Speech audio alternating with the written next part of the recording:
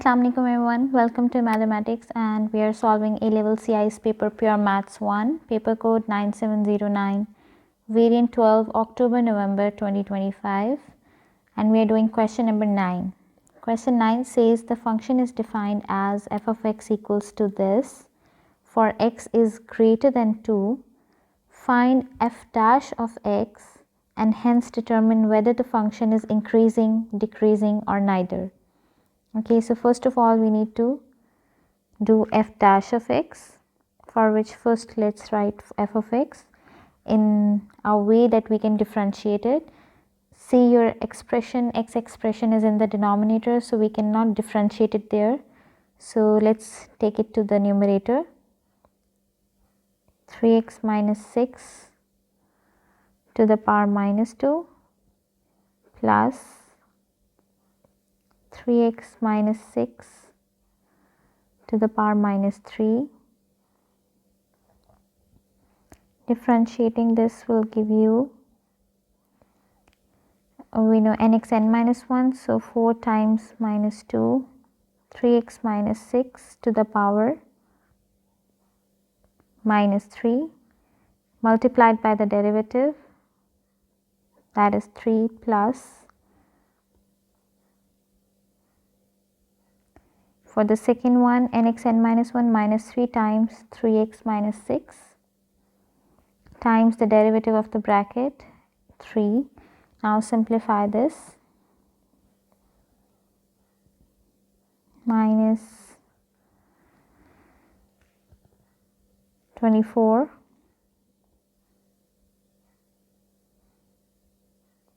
over 3x minus 6 cube, and this was nxn minus 1, so minus 3 minus 1, that is the power minus 4. Okay, and minus 9 times 3x minus 6 to the power 4. Okay, you can simplify this making common denominator or keep it this way. I think so you should be doing it so that it's more easy to understand, because also it's not very difficult to make a common denominator.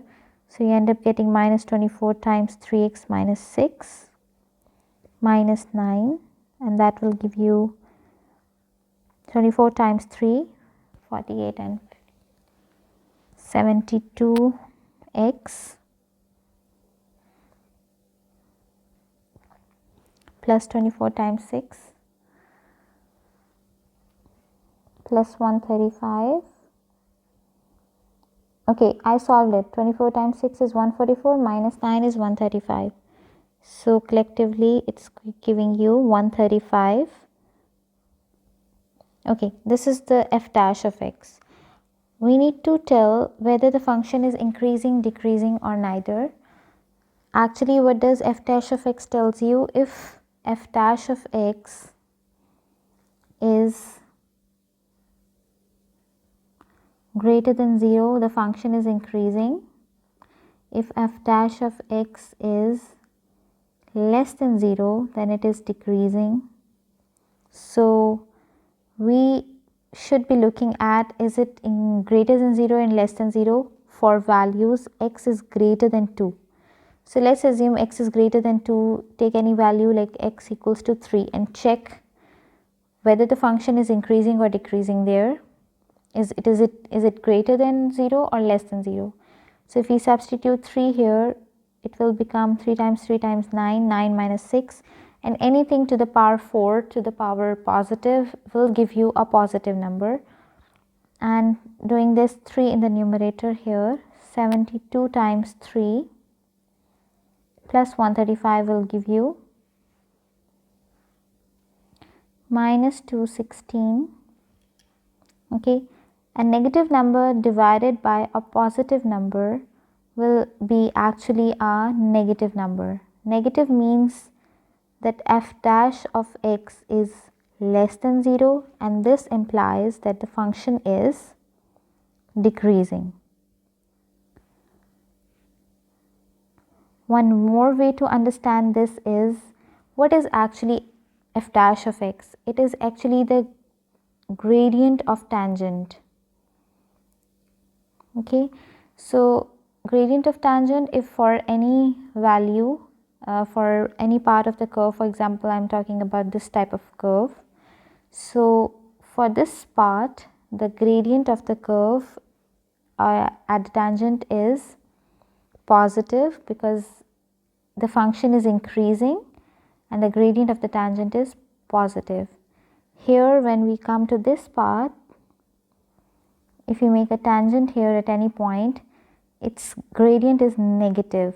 F dash of x at that point will be negative, and this tells you that the function is decreasing at this side. Okay, so this is how we decide. This is why we say that f dash of x greater than 0 and f dash of x less than 0, because it is actually the gradient of the tangent at that point. So if a function is decreasing, then the gradient must be negative, that is the f dash of x must be negative. Okay, that's all about this part. This is just for your understanding. Now let's talk about part B. Part B says state whether reason f inverse exists. For f inverse to exist, there is only one condition, that the function must be 1 to 1. For any one x value,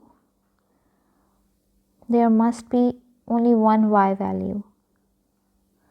Okay, so if we are talking about a decreasing function, let's assume this type of a curve it is, because it's just decreasing. Okay, for any x value greater than, also not take the whole thing, maybe the curve is just this much. Okay, because we are just taking that the function is decreasing after x is greater than 2. So for any curve, to check whether the inverse exists or not, we take a horizontal line test. So for any function that is decreasing, okay, strictly decreasing, that f dash of x is less than 0, the horizontal line test must pass. Okay, because it's not, the curve is not going up, it's just decreasing and decreasing. So if that is the case, horizontal line test must pass, and this is only possible when the function is 1 to 1. Okay, so we can say that since the function is decreasing,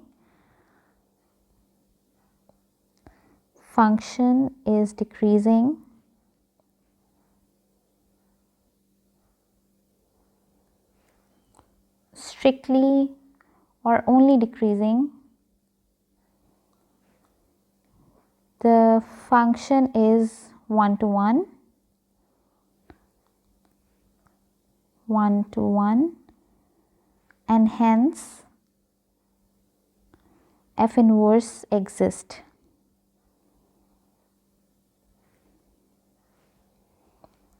Now let's talk about part C.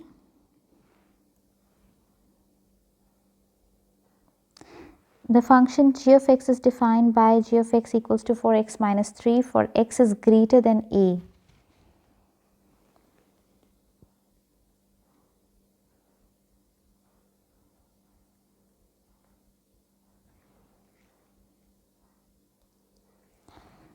Okay, this is the domain of your g of x function. Find a range of g of x in terms of a.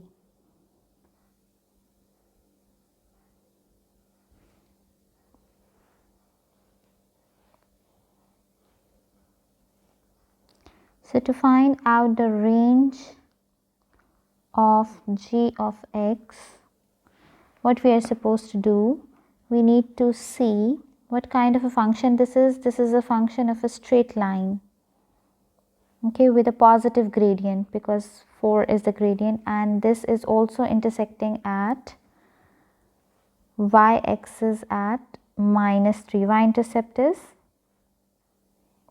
minus 3. and gradient is 4. So we need to find a range at x greater than a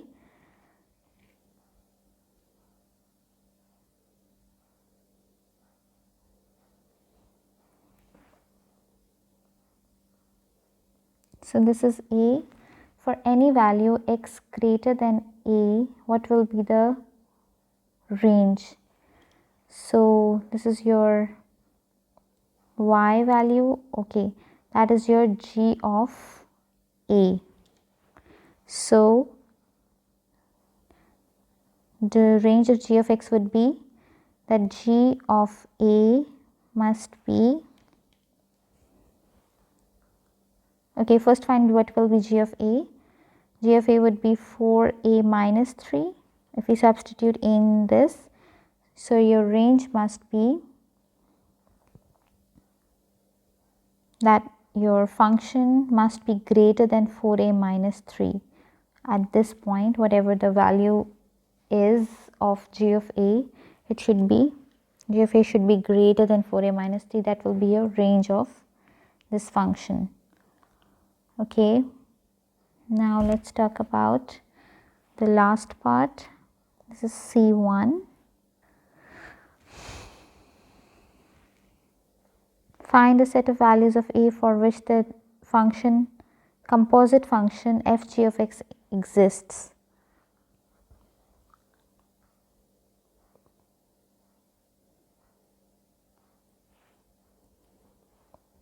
Okay, for f of g of x to exist, a composite function to exist, the domain of g of x, the internal function, must the range of g of x, obviously the domain will be the domain of g of x, but the range of g of x must satisfy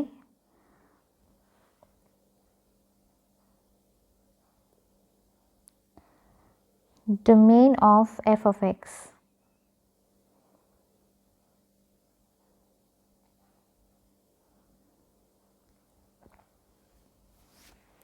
So what is the range of g of x? Range of g of x is g of a is greater than 4a minus 3.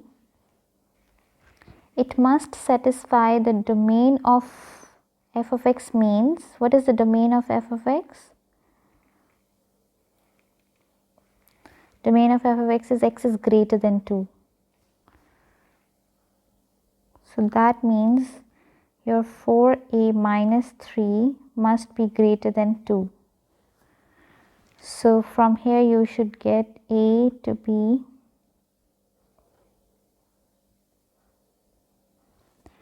greater than 4 or 5 over 4.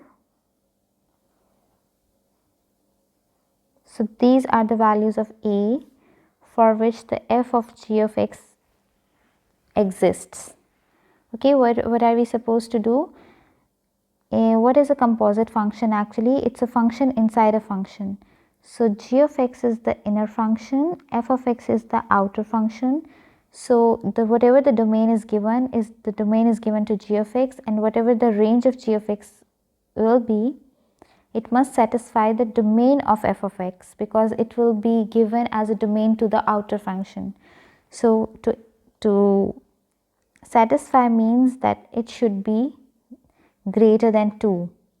Okay, if x is greater than 2, then the range of inner function must be greater than 2, and that is only possible when a is greater than 5 4. This is how we will be finding the domain and range of a composite function. Okay, I hope you get this. It was a bit different question than a usual functions question, because normally we are not asked about increasing decreasing function in this way. Okay, I hope you understand this. If you have any questions, any queries, you can ask us in the comment section. Thank you. Allah Hafiz.